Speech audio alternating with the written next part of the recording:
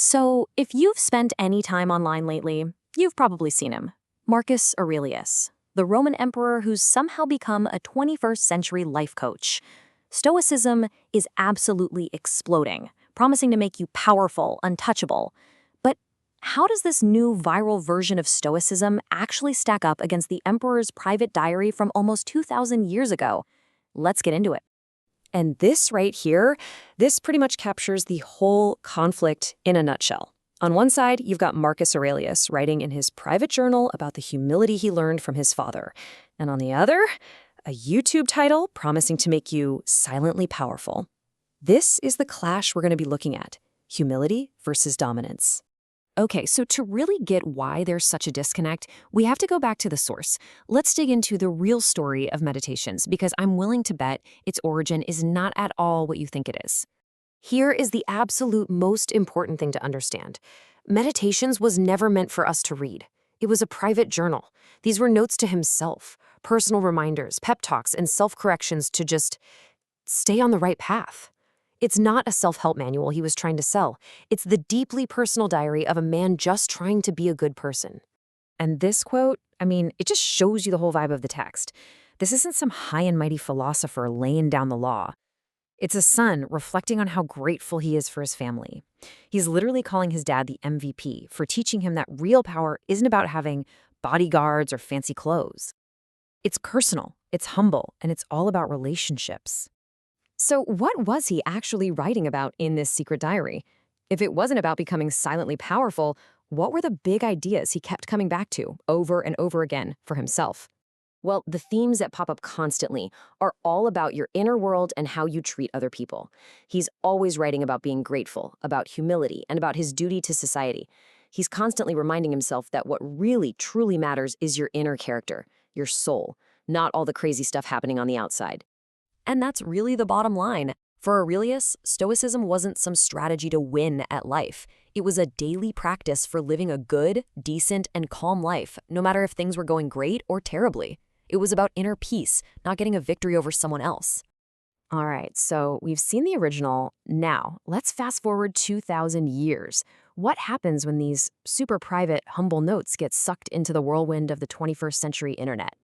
Just look at these titles. The language is all about power, isn't it? It's about dominance and competition. You see words like dangerous, untouchable, win, and outsmart just everywhere. This is a universe away from the emperor reminding himself to be thankful for his dad's humility. And this is the great transformation. A personal philosophy about finding tranquility and doing your part for society has been totally repackaged. Now it's a set of life hacks for getting ahead, for winning at all costs. And maybe that's because our modern world puts such a huge premium on that kind of success. So let's actually put them in direct conversation with each other. This next slide is basically a dialogue across the centuries, putting what Aurelius actually wrote right next to the modern remix. This is just fascinating to see side by side. When it comes to difficult people, Aurelius says, hey, expect them to be there and remember we're all connected. The modern take, outsmart toxic people. On power, Aurelius finds it in being humble. The internet tells you to learn to be important. And the goal of life? For Aurelius, it's about being sincere and true to yourself. The remix? It's not over until you win. The whole focus just shifts from acceptance to confrontation.